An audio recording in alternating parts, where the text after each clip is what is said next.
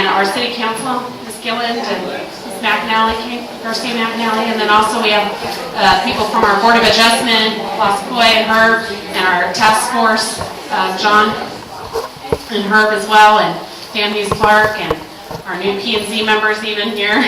First rendezvous for back on the board. So thank you very much for coming this evening. It's a very exciting process through these 3 days. I know we've been talking about a lot about what form-based code can be, and I think this evening we will actually show through pictorial of truly what it could be for our downtown. So with that, thank you for coming, and we will post everything on the website. And thank you, Dave, for filming this. We'll also have a video that we'll put on the website as well. And I'll turn it over to Scott with Gateway Planning. Okay, thank you. Thank you, Melissa. Our team, I'm Scott Polikoff with Gateway Planning, and we've got Rob Parsons over here and Brad Lomberger. They're both going to join up here in a sec. Jane Narayana, Nalini, and Milosoff are other team members, and Jason Clunch were here, but they're off to other pursuits, so we finished up in earnest this afternoon. Most of you have already seen the background, so I'm not going to belabor much of the background. For those of you that haven't been to any presentation, the goals for the form-based initiative are, I think, many, but distilled down for the greater downtown of Bastrop. I think one of the keys is linking the vision and the market. It's not to say that the market is everything, but if the vision doesn't have a connection to the market, then the progress of investment and redevelopment and adaptive reuse is often very difficult. There's been a lot of prior investments in homes and businesses and infrastructure over the years. So one of our goals, working with the committee and our team, is to leverage those prior investments and not act as though we're starting from scratch. We've been also working, by the way, with a lot of other organizations that have a vested interest, the county, the TxDOT, the Convention and Visitors Bureau. But I think the key for what the form-based approach to planning and coding can do for the downtown environment is creating predictability. And whether that's for preservation, whether that's for new development, or whether that's for people who are working on businesses. Several of you in here have businesses. We've interviewed you.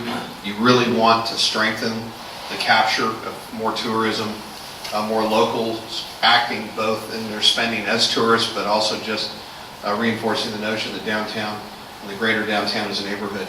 This initiative really is driven by several different considerations. The original yellow, the original Old Town, the original plat.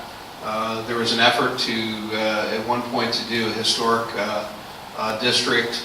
You have your several blocks of Main Street that are, it's truly a historic area. The greater area around there, the courthouse and the Main Street area, the SDAT process that many of you participated in is in the red.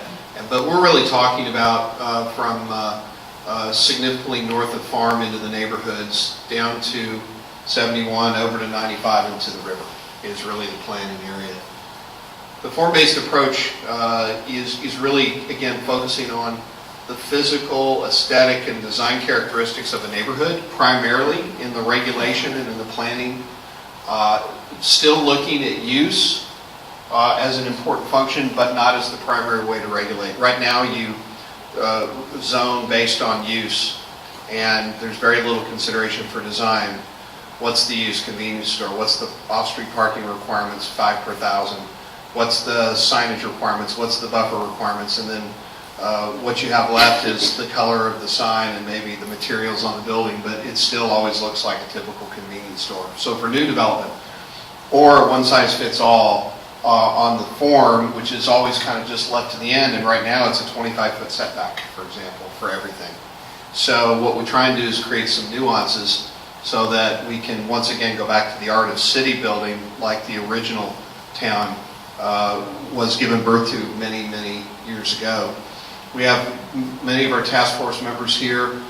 The direction from the city council for the task force was to to engage this process, to shepherd it through, to provide their professional and civic input, and we've appreciated their ongoing partnership in this process. We have been in town, I've been coming actually to town for the last couple of years, and we appreciate very much our team getting to know you all. And I've lived in Austin off and on for many, many years, and have been coming to Bastrop off and on for more than 30.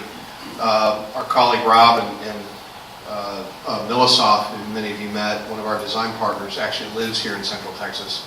And so we went through a process and we identified strengths, weaknesses, opportunities, and threats. And I'm not going to go through all of these. We'll have this up on the internet, on the website.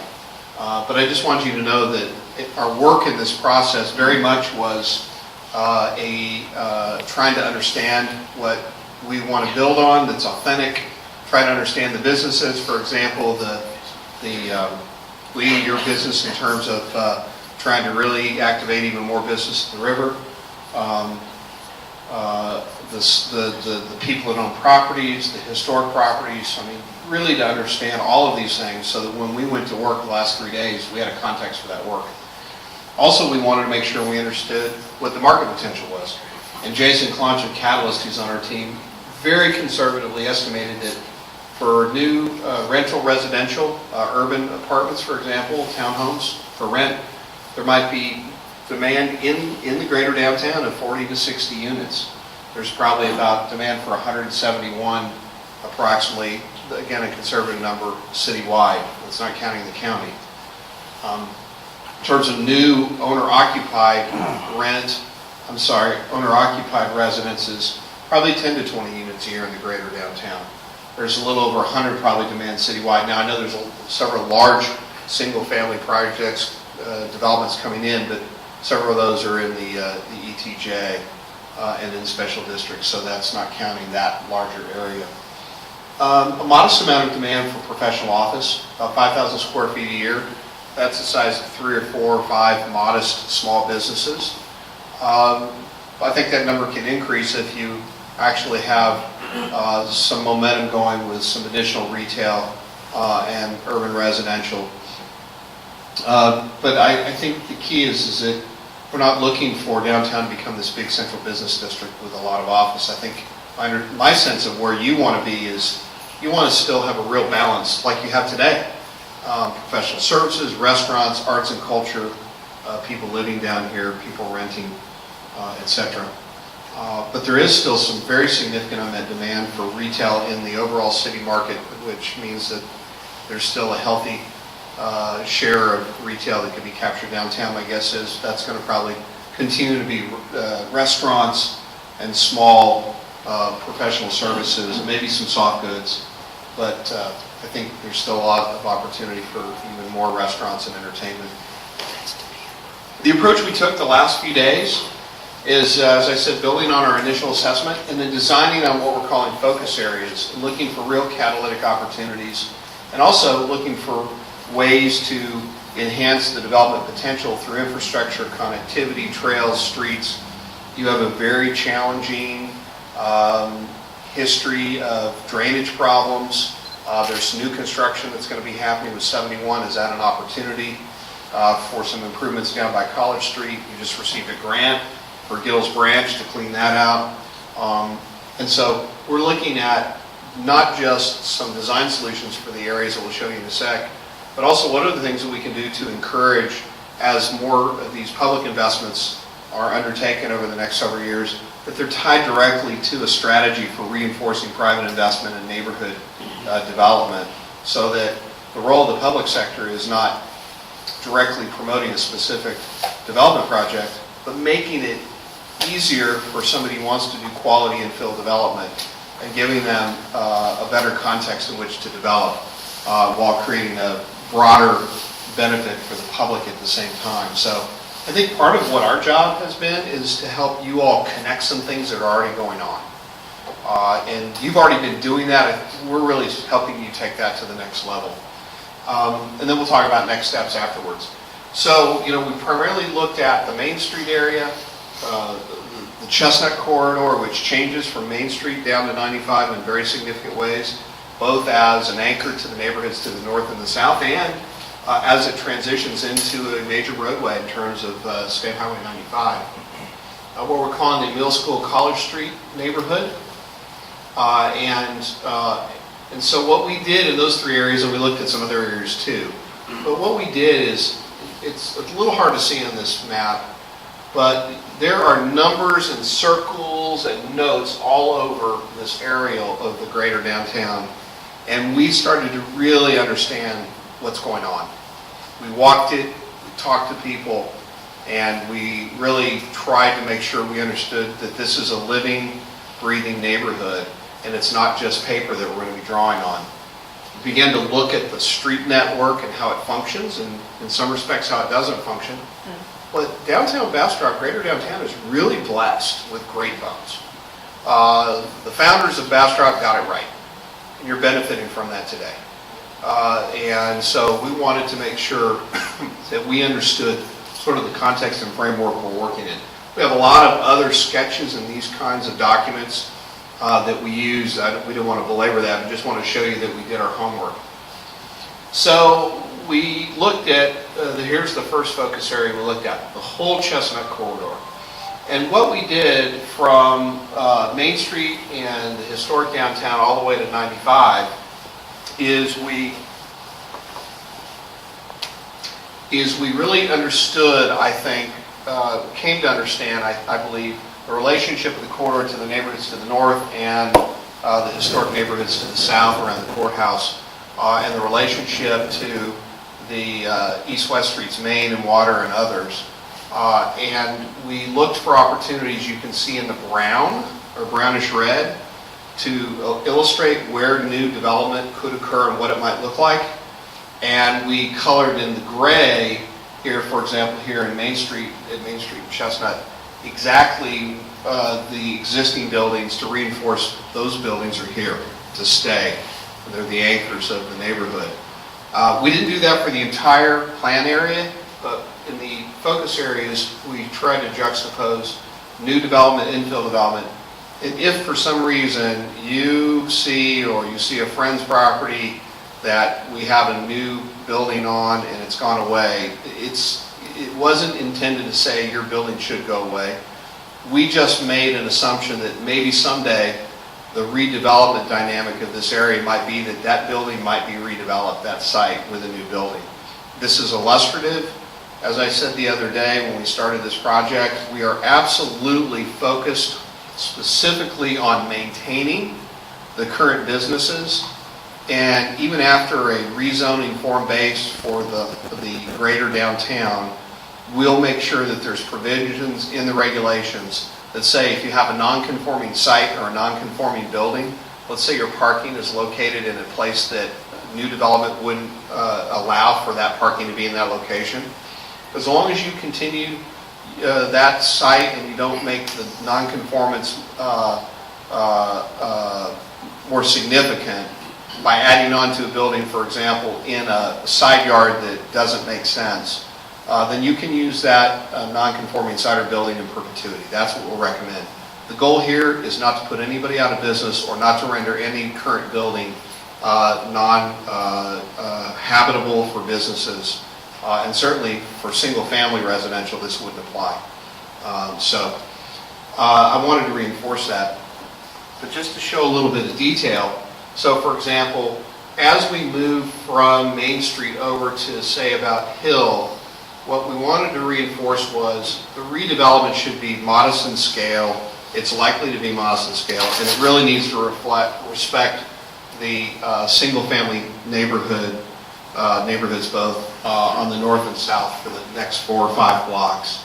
And you can see, though, for example, in a couple locations, we showed that if there was some redevelopment, for example, like next to the church with this beautiful green, maybe it would be built to the street with a little plaza in the back, and this could be a little mixed-use building for some businesses or restaurants. And we also suggested that because there's not a lot of shade along Chestnut, and we talked to Roy from TxDOT today, that we might encourage and figure out kind of a setback easement where we could expand the sidewalk a little bit into the property to have a place to widen the sidewalk where appropriate a little bit and maybe plant some trees. to create some additional shade. I think that's something that makes sense on an ad hoc basis. Also, over time, when some sites redevelop, it may be that we're adding sidewalks and closing. Some of the properties have a continuous curb cut or a drive across a lot of the frontage, and maybe we're going to have a more focused driveway on a piece of property, and that is an opportunity to add some sidewalk to the frontage of that parcel. That might be an opportunity to plant some trees, for example. Then down further, going down to the east, what we're calling the Civic and Art Guild area. I'm not sure what the name is. Talk about Art and Cultural District area. Of course, the Performing Arts Center is a little bit further to the north. But as you can see, of course, we're here in the Convention Center and City Hall and the Farmers Market and the Future Art Guild. Of course, this is the historic Stagecoach Inn site. And showing you that some of these properties probably are candidates along Chestnut for redevelopment. And with the buildings closer to the street, creating a little more walkability. One of the things that we talked about was over here, again, not to suggest that this is what the owners of the property of the feed store buildings across the street should necessarily have to do now, but someday maybe this is a concept, that this could be maybe a significant building that could be an innovation center, a co-working space, professional shared executive space. It could be a senior center someday, who knows?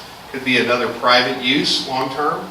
But the reason we're showing this is to show that it could be designed in kind of the more historic Bastrop rural character that's less urban than the Main Street area, but that it can be designed to transition to the neighborhood with some infill residential types that might be good neighbors across the street from the churches and the single family. So what we showed here on the south, on Pine, for example, it could be townhomes. And so those could be good neighbors both to the more commercial activity on Chestnut as well as the single family to the south. Maybe some buildings that might have nice high quality buildings that might have 3 or 4 units, larger buildings that look like homes, and there's good examples of this in Highland Park in Dallas, where you have 3 and 4 units in these beautiful larger buildings, but they're actually multi-units. So again, they're good neighbors to the single family, and it's a good building type between the single family and the commercial along Chestnut.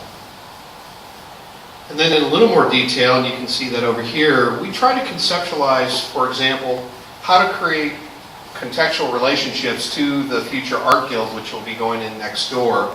And so we looked at the old historic 1835 Stagecoach Inn. It's unbelievable, actually, that you have that gem here.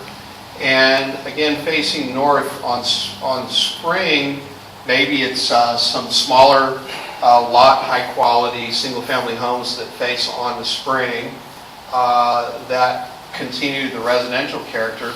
And behind it, you could have maybe some artist lofts and some small live-work shops on a plaza that could be used for weddings and other activities.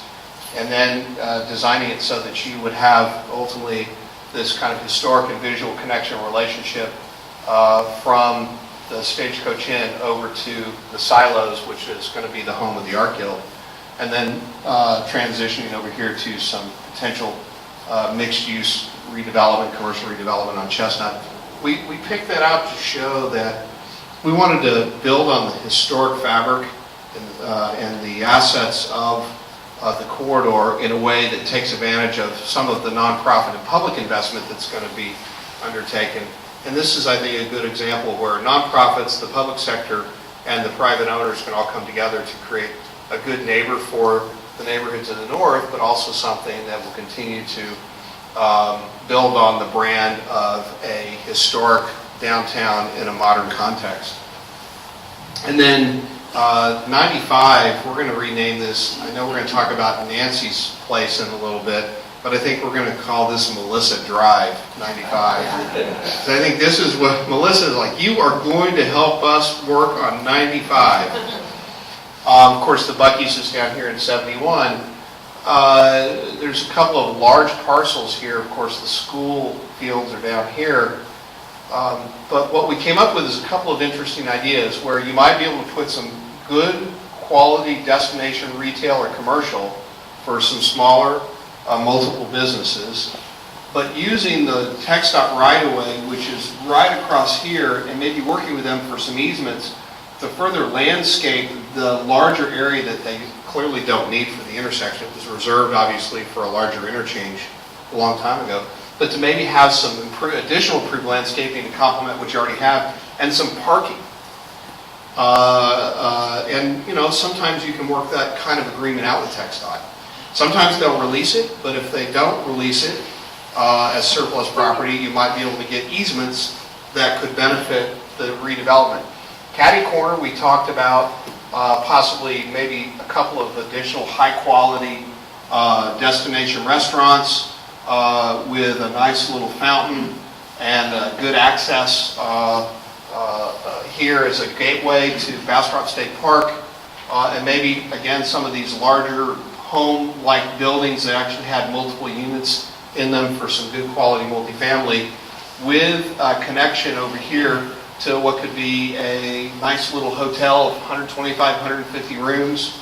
That could be a great addition to what's happening here, the Performing Arts Center, and you could have sort of a conference center or a convention hotel directly related to this area, the Civic and Art Guild area, with a pool in back, and I think that would be beautiful as a good relationship to the single family up the bluff here.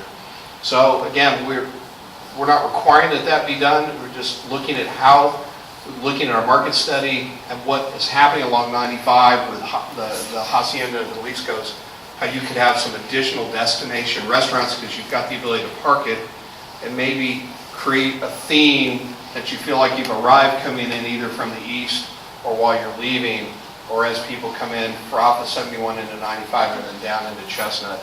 And we're going to then look at how we would calibrate the form-based code to encourage this kind of development type. We're still trying to be respectful that retailers want lots of parking, that developers on roadways like 95 want kind of easy access, but it's a little more walkable and urban than kind of the traditional large parking with the building just plopped down in the middle. So we were exploring that. Maybe we can influence the developer, investor as these properties are redeveloped by having these renderings as some institutional memory that complements as an illustrative example of the form-based code. And then down here in Bill's neighborhood, and we appreciated his input, we looked at several options. The floodplain currently comes down through Hills Branch and across here, College corridor with 71 here. And we looked at strategies where we might create an amenity and contains through better detention some of the floodplain as it bottlenecks up, as it tries to get down through the 71 corridor. That I think could create a couple of different opportunities. One is additional housing here around Fireman's Park, the ballpark, and over here by the school, the Emile School, for some additional infill housing that would complement the neighborhood.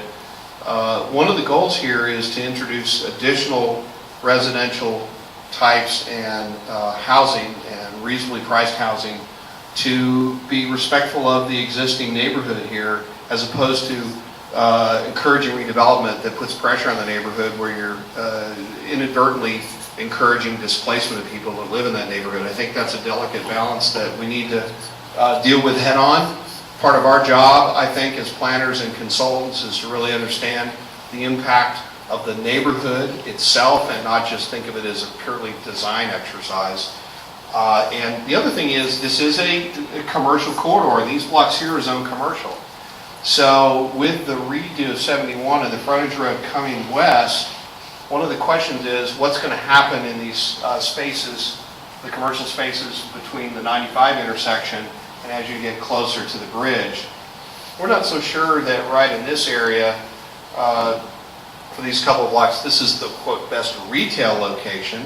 But one of the things that I think is maybe an opportunity is maybe this is good, and I think, Melissa, you were talking about this, good professional office and some other smaller services that don't necessarily need that absolute high visibility, but still want to be on a major roadway.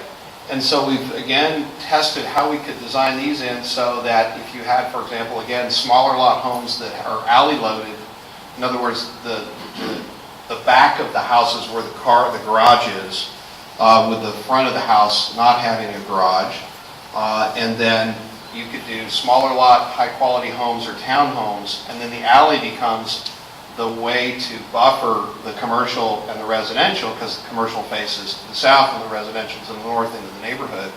And this creates sort of a line of demarcation, but we could continue, say, the zoning of this part of the block across the top of the block that currently has commercial zoning with what we might call a live-work zone that says you can still have some professional services in these buildings, but that these buildings have to be of the scale and type that's complementary to the neighborhood, where they're actually homes that maybe it's just you have a professional service, accounting, photography, crafts, and you actually live in that house, or you rent out the bottom to somebody that actually has a light impact commercial use, because they're currently still zoned commercial. But we wanted to figure out how to really create a better neighbor for the single family around it, so the northern part of the blocks become part of the neighborhood.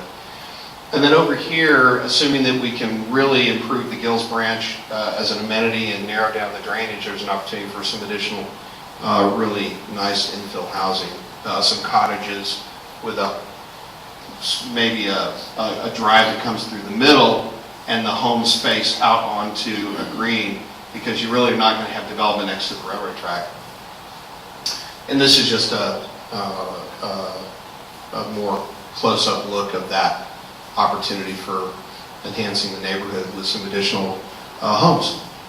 And then again on Melissa Way or Melissa Road, across from the cemetery, 95 and Farm Street.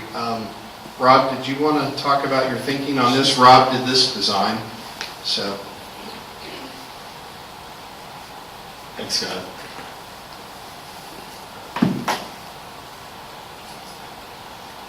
So our thinking here was to address kind of two different issues: how to accommodate new single-family development and knit it into the existing street network. As Scott alluded to earlier, Bastrop has an excellent street grid. Farm Street is kind of the dividing line between the town lots and then the larger farm lots. And so we felt like there was no need to kind of reinvent the wheel there and just try to build on that existing grid. So we also needed to accommodate retail in a prudent manner along 95. And so this kind of illustrates our thinking on that. This is a Gills Branch going up to 95, and how to address kind of drainage issues and potential flooding there, and then have it act as a natural buffer between the residential and retail. Let's see. And just to give you, this is the Performing Arts Center as a frame of reference, and the idea being that you'd still have typical kind of retail uses along 95, but have cross-access easements and consolidated driveways to help traffic move smoothly through there. Can you show me Farm Street again? Down here. And then Cedar would be Cedar's up here. to the top. So that track is primarily a vacant. The majority of it, as you can see, Rob's worked around some of the existing buildings that are placed kind of in between that lot there, but there's not a lot of existing road frontage or access in there currently. And it has been for sale for quite a long time. So I think this is a visual of potentially what could go in there and how that tract could lay out along 95 and Farm and Cedar there. Right, this is one of 100 different options of how it could get built out, and trying to mix in the existing homes with new ones. And Councilwoman, I wanted to reinforce something. You know, we were drawn and working to get everything put together quickly for this presentation because it's all compressed in a few days. But what we're going to do is we're going to take all of these drawings and we're going to put them into an overall downtown plan. And it'll all be labeled with the streets, and you will be able to look at these drawings, and maybe it can be blown up at some point into a large poster, and so that you can see all of them in the larger context of the entire downtown, greater downtown range from the river all the way over to 95. So we didn't have time to make those labels. We scanned them in, and we didn't want to write them on these streets. So we're sorry that it's not all fully labeled, but part of our work after this workshop is to create that consolidated master plan so that you can see the entirety of the way we wanted to relate these different neighborhood locations within downtown.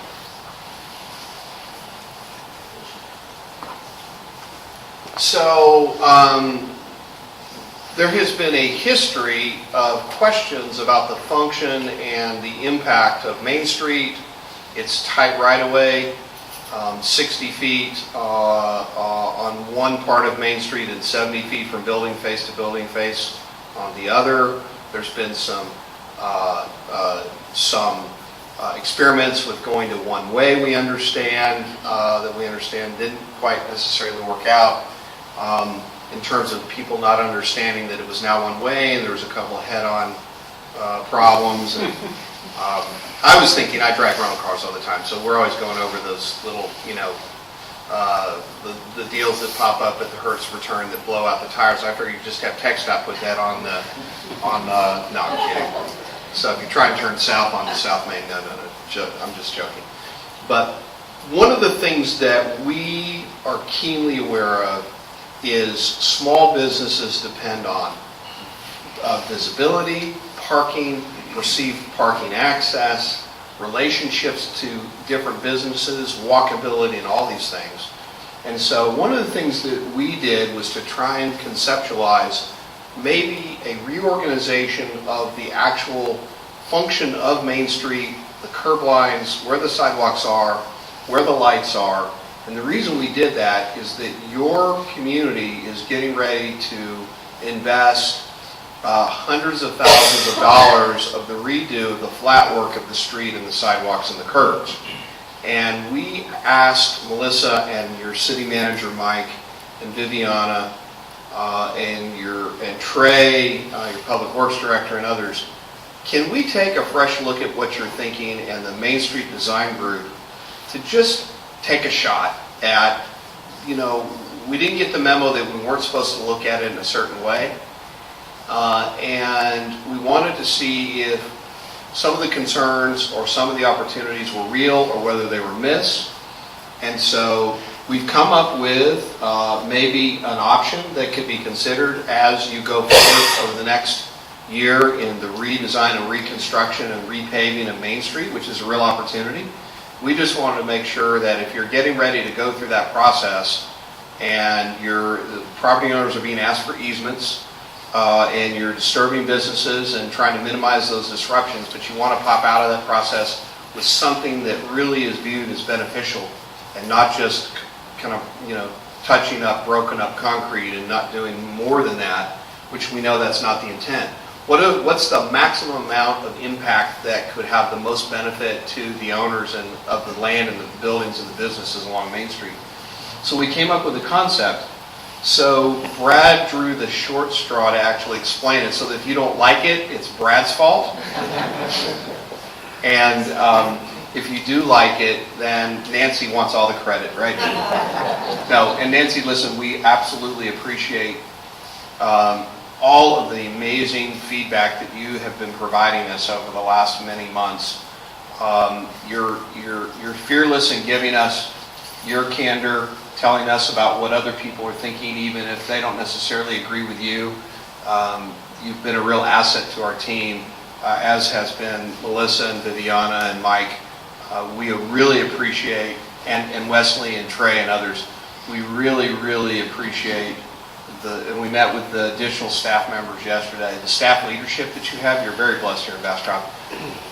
The elected officials absolutely have to buy into what we're doing, and they have to take ownership of it. But I can tell you, even when the elected officials believe in something, if your staff doesn't have a leadership perspective from their orientation of what their responsibilities are, we've never been successful. And you have really strong staff leadership, and because of that, I think they're going to take ownership of what we're doing, because a lot of what we're doing is really building on a lot of the good thinking they've already done, and so we want to thank you for that. Appreciate it.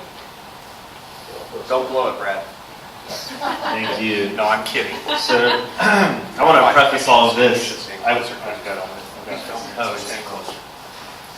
All right. So I want to preface this as we're looking at Main Street and parking and all the design considerations, we did want to tie this into an overall parking strategy for the Main Street area. So I'll show a slide of that at the end, but I do want to walk you through some of the things that we worked through. I did draw a number of different options, but this one was the best one, I felt, because it gave you a little bit of everything. What we did was, the first, as you can see, is the angle parking's been turned into parallel. And that is sometimes a really big deal, especially when you're dealing with small-sized parallel parking. In this instance, we did 25-foot long parallel parking spaces, which is actually bigger than your Pine Street parallel parking on the north side, because this is north and this is south. So Pine Street's right here. On the north side of Pine Street, you have some extra large spaces that you can probably pull head into first instead of the back end parallel. But these would actually be larger than those. Given that, I was able to place in here all but 4 parking spots that you currently have. So currently you have 4 more than this arrangement. And you'll see later where I've tried to compensate for a lot of that. We're also, because we're going to parallel, we don't need as much depth or width of the space. And so we're able to add on the south side, which, let me flip over here real quick.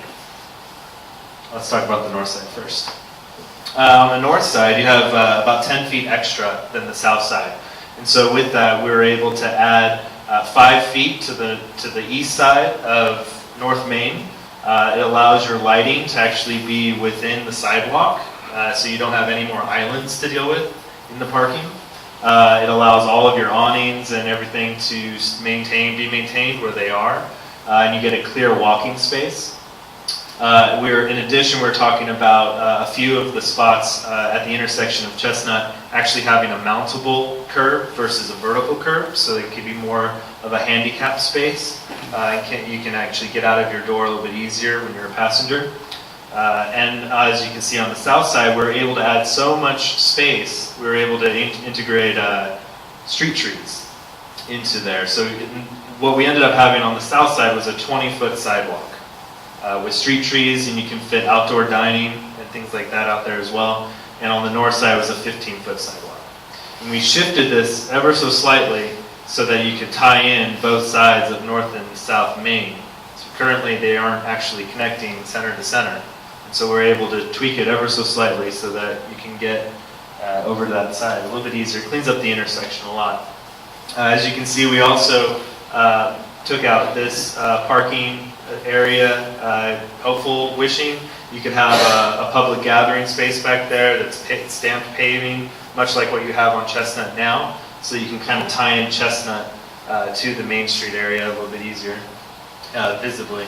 In addition, I've got little box squares here. The art group asked to try to find locations for their art installations that they have annually, and so I was able to locate 12 ideal locations that they could install art along North and South Main for those 2 blocks. You can see here a cross section. It's 19 feet, I'm sorry, I said 20, but you keep your awnings and you can actually have some outdoor seating underneath the street trees. Your lighting stays at the curb, and you get 2 traffic lanes still, not one way, and parallel parking. South Main, well, we couldn't fit any new street trees, but we were able to definitely maintain the existing ones.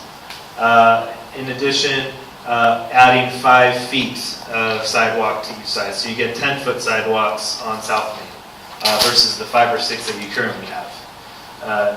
In addition, the vacant lot, and I'll walk through that in a second, was a more meaningful location to host activities and be a part of a unique dining experience. You can see that cross section there.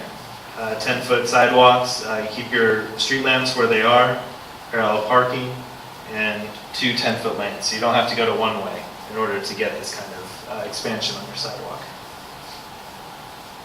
921 Main Street, we came up with a concept of, again, using that stamped paving to kind of create a connection to Main Street and to Chestnut.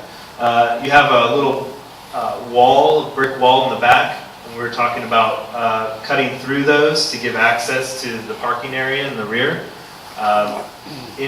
Create maybe a short permanent structure for a stage, and try to really create a connection between the 2 buildings to the left and right, to Baxter's and the currently vacant building here. In addition, we did a bulb out at the end, so it can kind of be an extension of that public space. You won't ever have a car blocking it, so you could actually get people standing or sitting out here and be able to, or even on the sidewalk out here, and see any event that's going on. And there's some, and I'll show you this. There's a little concept of what it could look like. We put in some cantilever structures that you could tie canvases to that could be retracted. You could put them just on the cantilevers, you could string them across each other. It's very flexible. So if you wanted a fully covered space for maybe a wedding, you could host it out here on the stage. If you wanted to have a music venue, you could host it out here, and there could be some bar seating or some attachments, maybe some outdoor dining from Baxter's or maybe a coffee shop that comes in this area. So we just wanted to try to create a space that's a great gathering space right off of Main Street. Going into that parking strategy, with our design, we lost 2, total of 4 parking spaces for the parallel. But you also are dealing with the TxDOT redesign of Chestnut, which you're going to lose about 21 spaces. So you're really in need of some real strong parking concepts. And so with the tie-in of the advertiser building and the city parking, you could gain, with a good redesign, an extra 40 spaces than what you already have. In addition, where the senior center is, you could improve the parking there, and you could gain maybe 20 spaces. Improving the on-street parking on Water and on Spring, you could get an additional 18. So we just try to go through a real conceptual analysis of how you could integrate more parking without doing a lot of really crazy parking decks or parking garages. I mean, those are really expensive. We wanted to make sure we stuck with what you had first, besides trying to recommend something vertical. And also behind the bank here, maybe there's a public-private partnership between the bank, ATM, and the city. And behind that building, you could get some shared parking going back there. And you've also got other parking locations. We didn't try to add any there because we felt that they were designed well enough as they are today, which gives you about 60 more parking spaces after you consider all the ones that would be losing with redesign. Before you move that, I want to add a couple things. First of all, Mike, congratulations on negotiating your deal for the advertiser building. That's a big deal. And one of the things that Nancy mentioned, and I didn't put it on the slide when we prepared this, but I wanted to make sure I mentioned it when she saw this, was there's opportunities for additional public-private parking. Leases on other properties, daytime, nighttime management. But Brad did some conceptual design work, which we'll share with Mike and with Wesley and Melissa and Viviana and Lee and Trey, where we did look at a conceptual design that you can hand off to your final design engineers for the advertiser lot. That does, I think, work to maybe someday retrofit it for structured parking when the time comes where that makes sense. But in the meantime, just by Brad doing some design analysis on those lots, there really is an opportunity to get a significant additional number of parking spaces. And with the paseos and the connections through back going east off of Main Street, I think this will be a very convenient opportunity for parking.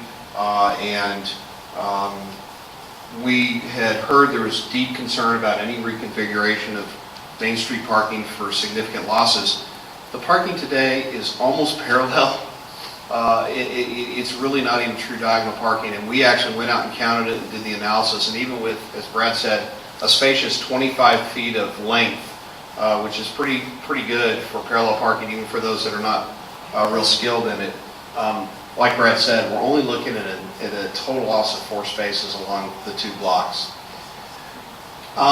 Going back out into the bigger picture, working with Nalini, our engineer from KPFF, and our team, we began to really look at the linkages and connections of the different neighborhoods that we were focusing on for the purpose of calibrating a new zoning strategy, but also to begin looking at opportunities for connections, better connections to the river, better connections to the different parks.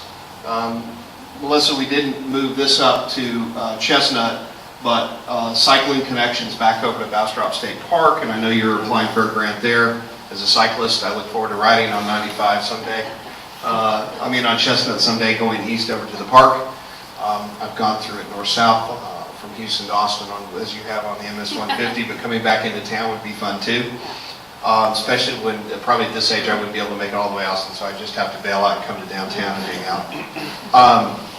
But the point is that with the Union Pacific right-of-way, which is surplus in many locations, with the cleanup at Gills Branch, with several of the east-west connections, with the parks you already have, with the river trail, looking at connections across 71, we began to conceptualize how to link all of these spaces and really have an intuitive relationship for all of them. One of the things we didn't show you, because it was just too raw, we haven't really refined it, is that we do think there's some additional things that can be done back behind the Wells Fargo building. We had some great ideas the other night about working with the owners of the private building back just to the south of the Wells Fargo. Clearly there was some terracing originally along the banks.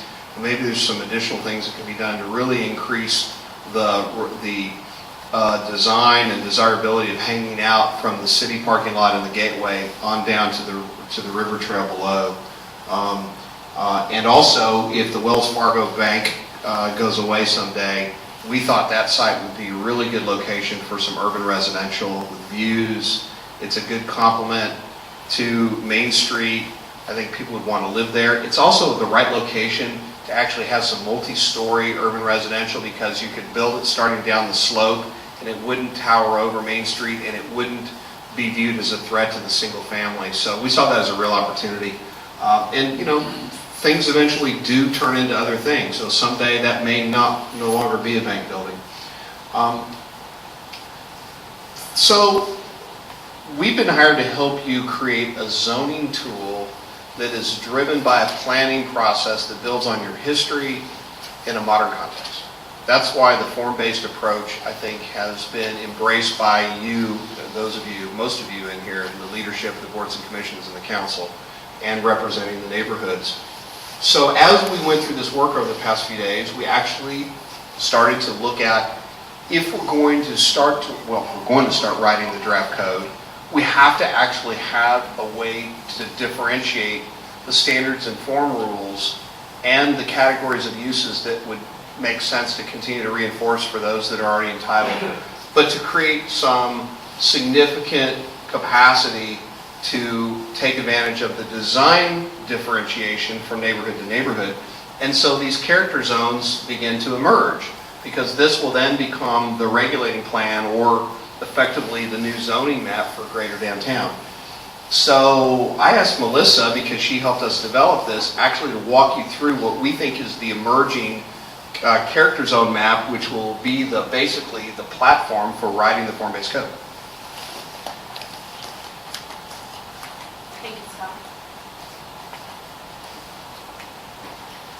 So with that, when we started discussing this, we really looked at what our existing uses are and how they relate. And the yellow, or the very canary yellow, represents what are our existing neighborhoods. And this plan would preserve what those existing neighborhoods are.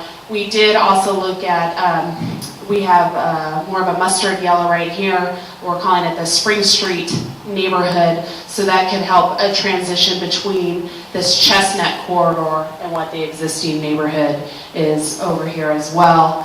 And then kind of reversing, starting with residential, then you would look at some of the live work units, which is currently some of our zoning categories of office surrounding the courthouse, that could possibly be some live work. And again, correlating into the design that we were showing with the Emile new residential along Emile Street there that backs on to what is College Street, which we're looking at being the commercial mixed use that swings around and comes up 95 as well.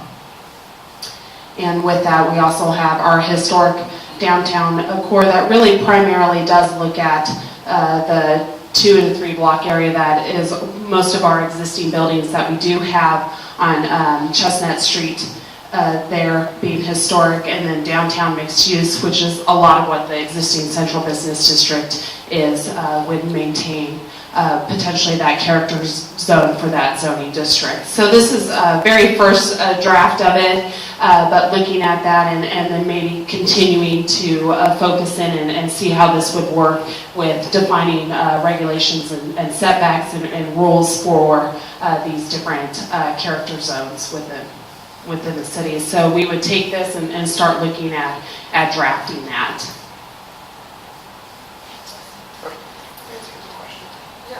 Tell me what the one that sits out there by itself, the orange one, yeah. This one right here, this is the current LCRA facilities. It currently has a zoning of commercial tourism. We were looking at potentially quite a big parking lot here that serves as sometimes additional parking for a Fisherman's Park, but looking at that potentially being a live work component as well. And coming up 95, this small neighborhood over here, which is the Young subdivision, they have much smaller block network layout.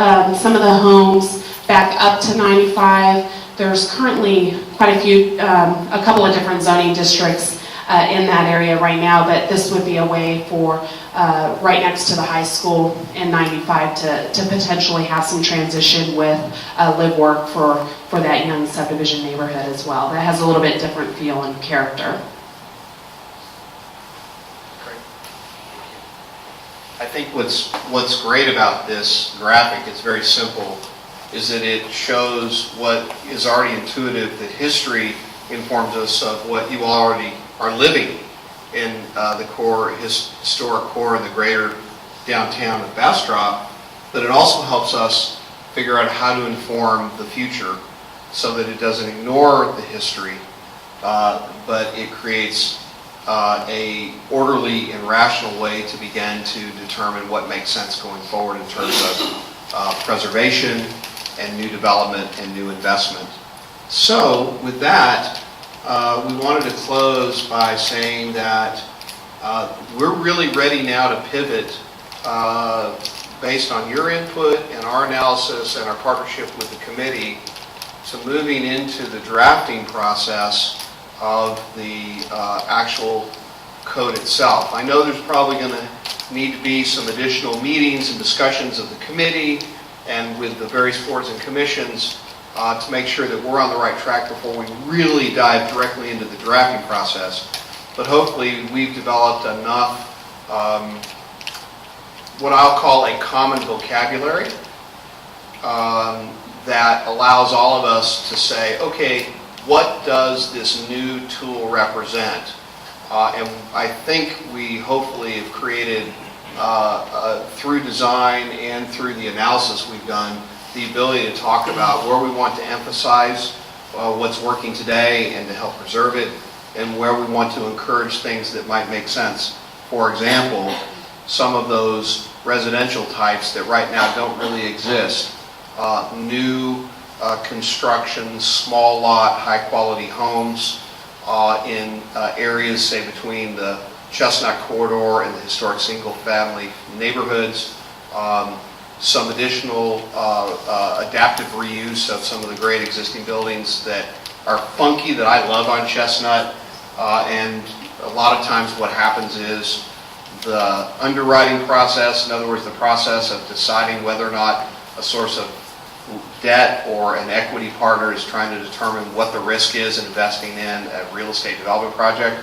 Hopefully this will give them a stronger sense of what could be happening around them, and that's one of the powerful aspects of doing a form-based approach to development and planning and design and zoning. So with that, our next steps are going to be moving into the drafting process and securing public feedback on the draft, and then at the point that it makes sense to move into the formal adoption process. And I saw a question out here. Yes, sir. In some previous discussions, in some previous planning that's been done, and I'm going back now to the residential and what you were talking about just a few minutes ago. Thinking about the kinds of folks that you're referring to, for example, young professionals, retirees, young families, hopefully, moving into some of those areas. So,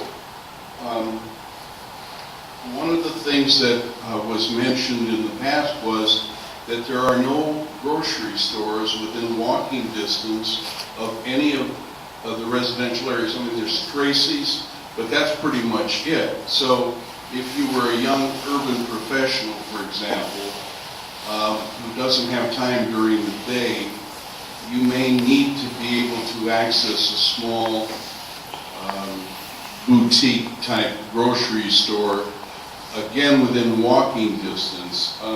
Certainly retirees, I know, would appreciate something like that in the downtown area. Then the other thing I'm wondering about, and I'm sure you've thought about all of these things, but park space, green space, where people could go and sit under a tree and have some benches where they could just spend some time.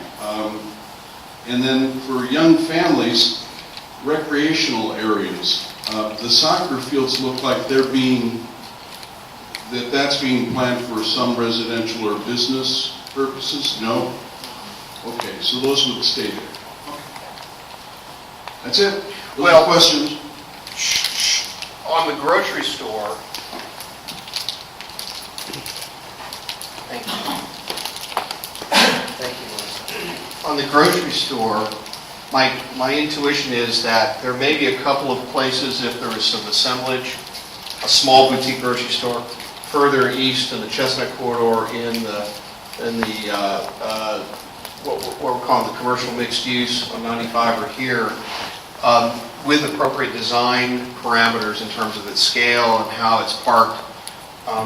Assuming there is a market for that, this might be a way to encourage that. Obviously, the one thing that I know for sure is all the design and zoning standards in the world, and you figure out how to make it a good neighbor in terms of how it functions.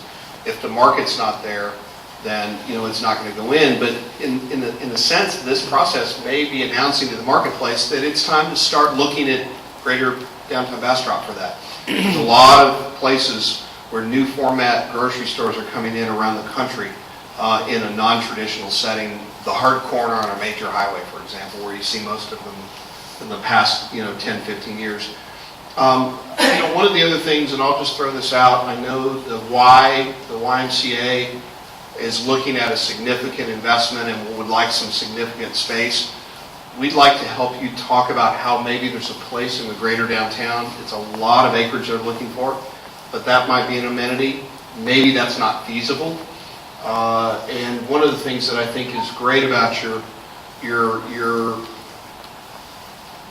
the fabric of Bastrop when you're on this side of the river and north of 71 is you actually have a lot of amenities and park spaces that are there. It's just not intuitive necessarily where they are until you've already found them. And so hopefully part of what we're doing creates more connections and linkages to make it more convenient to get to them. The other thing is, one of the things we'll do, concern, and there was a zoning case here that proposed a fairly open-ended set of commercial uses under your current commercial district. What we would propose in calibrating this area, not just for this property, because we need to be careful, we're not doing it just for one property, but in this general area, in the context along Chestnut and its relationship to the Art Guild site, is to make sure that there is kind of a continuum of appropriate uses from the single-family fabric over to Chestnut. And so what we came up with is maybe the block face along Spring remains residential with residential types. And here we conceptualize, say, 4 or 5 single-family bungalows that could be 1 and 2 stories that would have garages to the back. So this part of the block, for example, and we think there's a similar approach to the property, the blocks to the south between Chestnut and Pine. And then maybe what we could do here, because some of the property is, there's a daycare here, some of this property is cuts through the block, half of their parcel is already zoned commercial. And so what we would like to explore is how we could create some sort of universe of uses that's confined to those uses that would be appropriate for the southern, maybe 2/3 of these blocks that find a similar condition, that is confined to restaurants, appropriate events, small shops, and those sorts of things. And then that way, then the historic building can be used for those types of uses.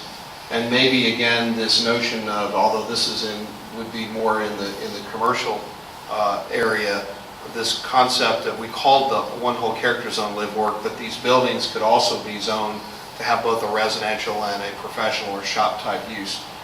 And so what we thought was, really the concern of the neighborhood up here is what's across the street from them. And what we didn't want to do is come up with a coarse response that says, well, if you have to have residential across the street because that's what it takes to be a good neighbor, which we agree with, then that just means everything to the current commercial line needs to be residential. That's the beauty of the form-based approach, is that we analyze the ability to actually have residential uses that turn into light impact, retail and event type uses that would complement the Art Guild, that would transition into more of the destination commercial uses. And we think through design standards and narrowing the potential commercial uses, we can have our cake and eat it too in these types of blocks that are appropriate for redevelopment, both between Chestnut and Spring and Chestnut and Pine. Okay, a follow-up question is, do we have zoning now to accommodate common wall multifamily dwellings? I don't think we do. The question is, do we have zoning today for common wall multifamily dwellings? You mean, for example, townhomes? Townhomes. You got them. I've got lots of townhomes drawn. I don't know if we can even. Do we have zoning for that? We do have some zoning, but of course not in this area, but this will be a rezoning. So this whole process should allow for that product type to be built. I hope in this process So that... garden homes, townhomes, we're all coming, right? In the appropriate locations. Yeah, in the appropriate location. Yes, sir. And I think it's worth reinforcing, because the purpose of this initiative is in the entire area you see, we're talking about proposing city-initiated rezoning of this entire area. Most of what you see in the yellow would be, there would be some tweaks. Make it easier to do a broader variety of lot sizes, for example. Some people like smaller lots and a little bit smaller home, or primarily a single-family fabric. But then really put in the tools in these other character zones to do the things that we showed you that we conceptualized through the design process. And what that does is that creates predictability. If you're a neighbor and you live in the neighborhood and you are concerned about the impacts of redevelopment along Chestnut, and you're across, for example, from the Spring Street neighborhood area here in this different yellow, then you know that that's going to be, continue to be a residential environment, but it might have some additional residential types. And, I mean, there's already density over here, for example, with the RV trailer park there. So we tried to come up with a basic framework to introduce new residential types that would continue to be good neighbors to the single family and good neighbors to the commercial core. What we'll do is we've done this in many communities, so we have a lot of experience doing this, but we will calibrate a code specifically for this area, and then everybody will have an opportunity to look at it and test it and give us feedback before there's any sort of formal adoption process. And one of the things that I know is I'll put another elephant that's in the room on the table, is in working with Dan and the leadership of those that are really focused on preservation and historic buildings, is I know there was a lot of work done on trying to bring a historic district in some time ago.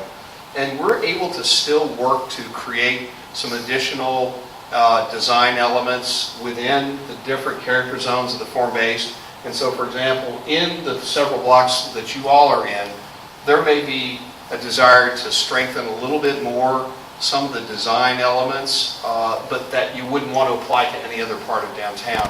And that's what's neat about this approach, is we can get away from the one-size-fits-all standard, so that what's good for Main Street for 2.5 blocks isn't necessarily good for what we're calling the downtown mixed-use area, which may not be necessarily what's good for what we're calling the live-work area. There will be some common elements, but where there needs to be specialized attention to reinforce the authenticity of those areas, we can continue to have those strengthened. And where we need some new tools, because there may be a demand for some smaller lot, high quality, detached single family, or some townhomes, we can introduce those. Good.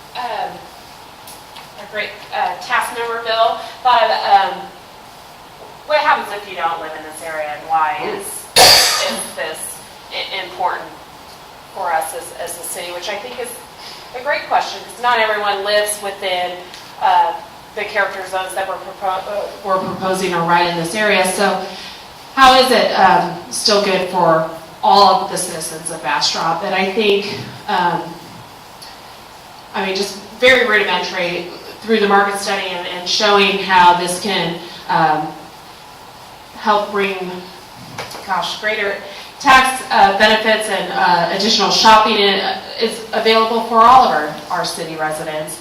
And not only that, a good historic core really helps with the overall feel of Bastrop and what we are as a citizen. And gosh, you've done this in tons of areas in a lot of cities that you've worked in regards to not only downtowns, but even for new developments and master plans. So what are some of the benefits of doing that, Scott?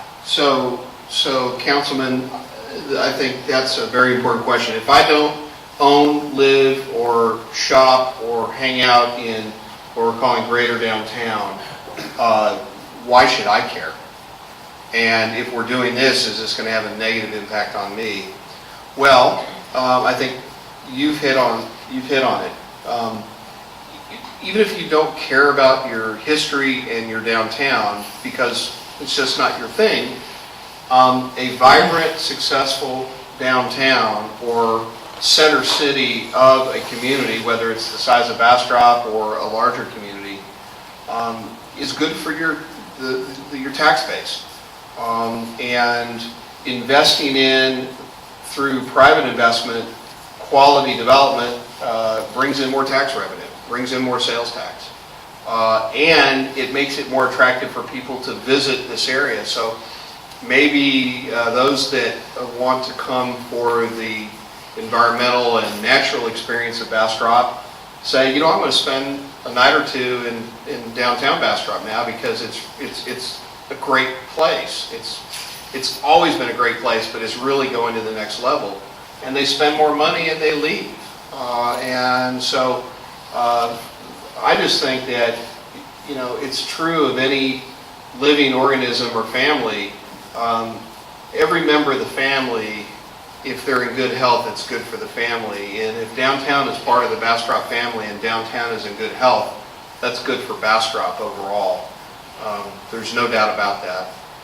And I think you're seeing a renaissance of the reinvestment and the reinvigoration of the central cores and the central cities of cities all across America.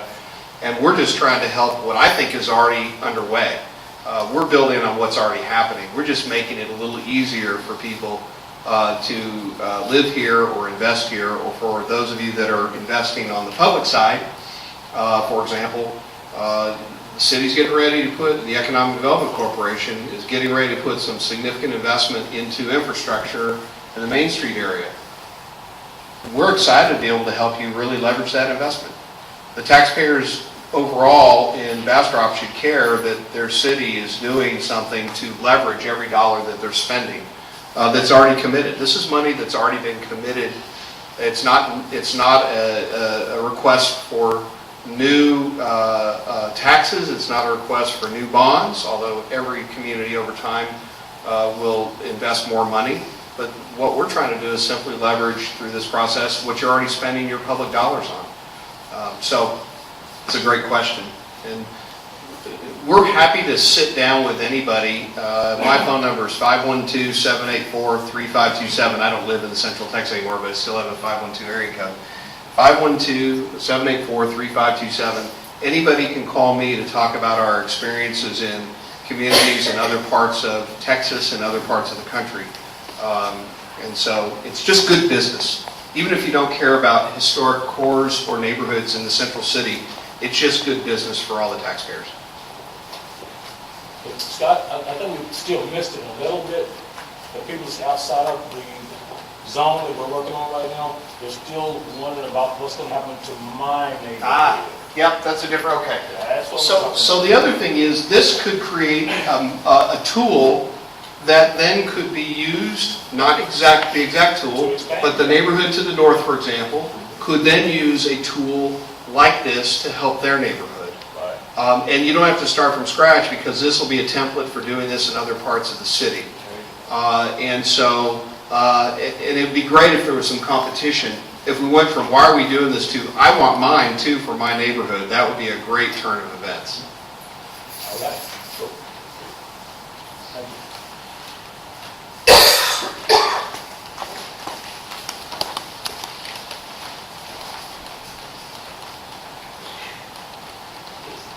I guess in conjunction with that question, as far as the bordering neighborhoods, there was talk at one point of extending this a little bit south of 71 as, you know, this major traffic area, just kind of creating continuity on both sides of the street.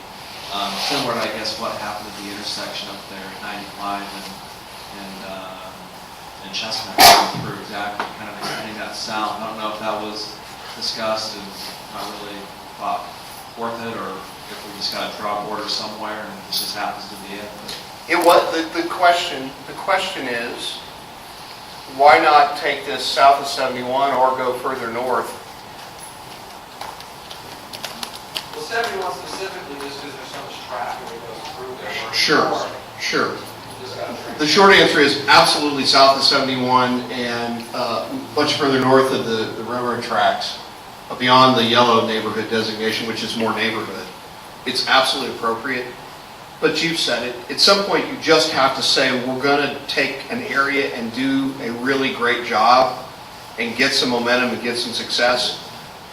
We've had several experiences where once it's the planning, the form-based zoning is adopted and there's activity and people buy into it and they see it's working, then the city and the neighborhood say, let's move into another phase of development or application. And frankly, what would be great is if we can put ourselves out of business so your staff could actually then take the work we've done and then calibrate a version of what we're doing south of 71 and further north. We'd be happy to help support that. But I think we're doing our job correctly. If we actually help your staff be able to do that in-house would be my goal. A lot of consultants don't say that. but we can't do all the work, and you have a great staff, and I think we can say that maybe the tool that we're creating is like one of those half-baked pizzas. You don't have to start from scratch.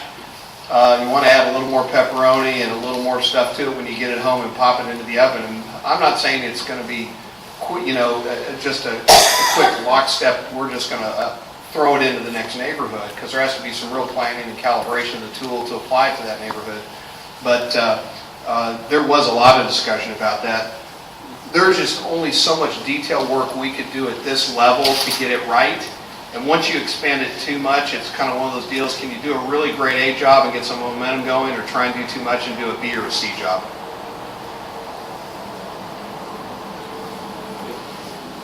Any other questions?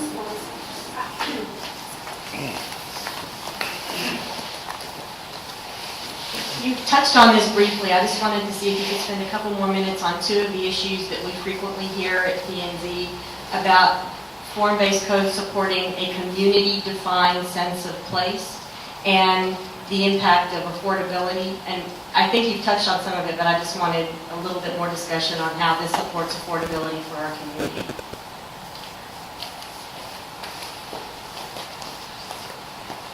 Lisa, I think the question of affordability is critical. You're still affordable in a region that is actually getting unaffordable.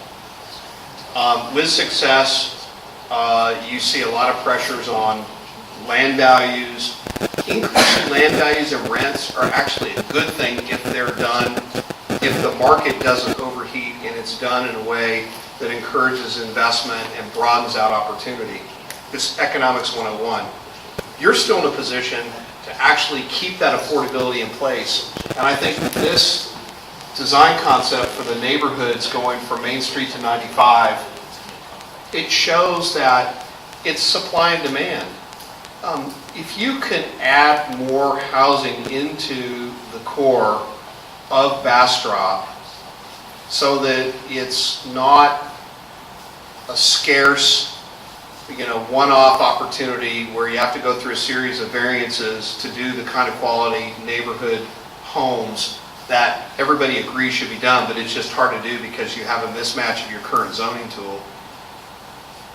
And you make it easy for the right high-quality development to occur, then actually you maintain affordability for each of those folks at the different levels of what they're trying to buy. The question is housing choice. If you encourage more housing choice in the heart of Bastrop, you're going to keep it affordable. And I mean affordable, maybe the word is reasonably attainable for whatever station in life you're in. And hopefully what we're doing is going to make even more accessible to the marketplace, regardless of your station in life, those choices.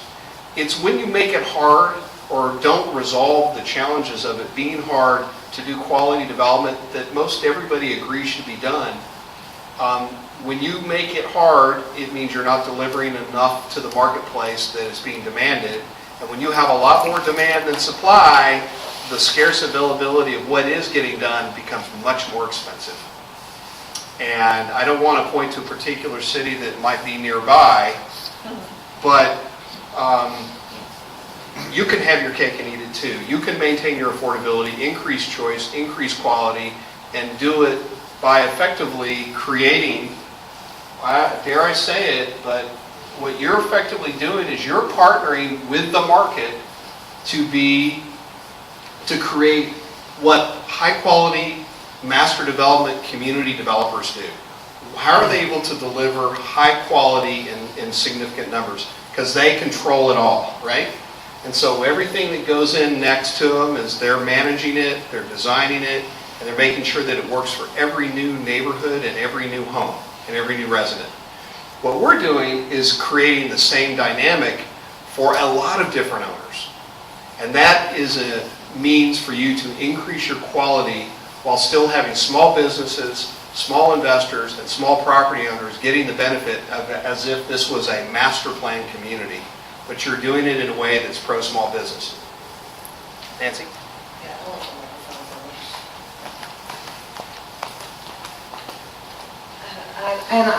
I have to underscore everything that Scott has just said, and we went through that in 2011 when we lost over 1,600 homes and structures in the county, people looking for places to live, and I wanted a small house in the historic district. And we scrambled, I know what that feels like, we scrambled to find something less than one of these huge, beautiful historic homes so we could live in this kind of neighborhood.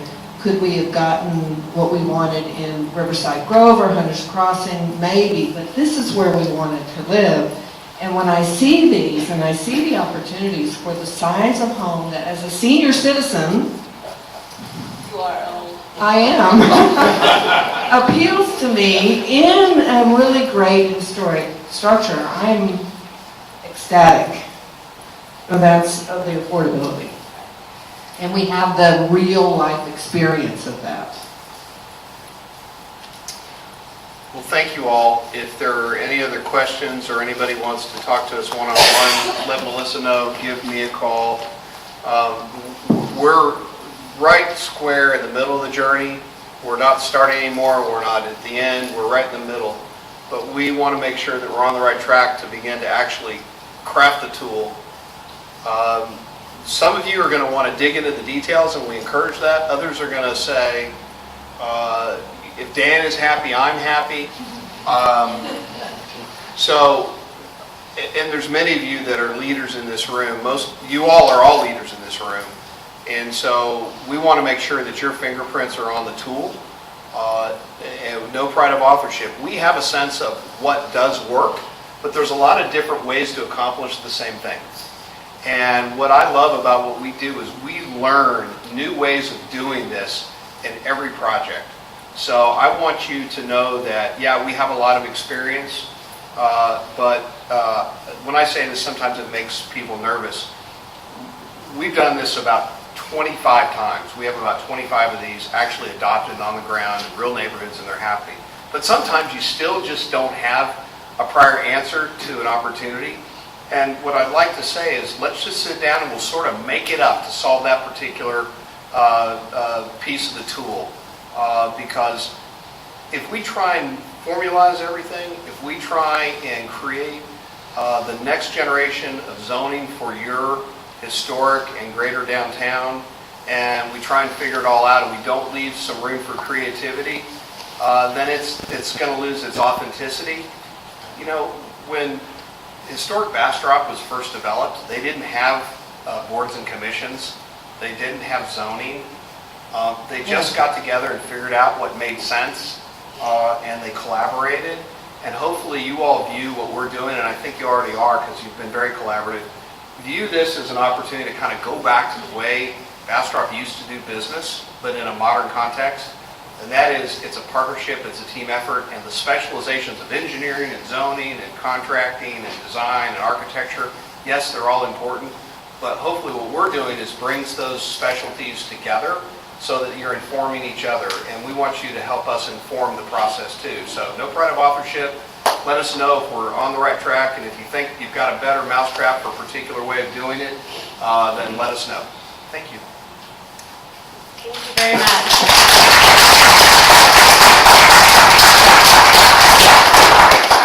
And if you had any comments you weren't able to give them today, I know Viviane had some pieces of paper, or she'll have some, or she's taken off, but she'll have some additional paper in the back that you can write some comments down. Really appreciate it. Thank you.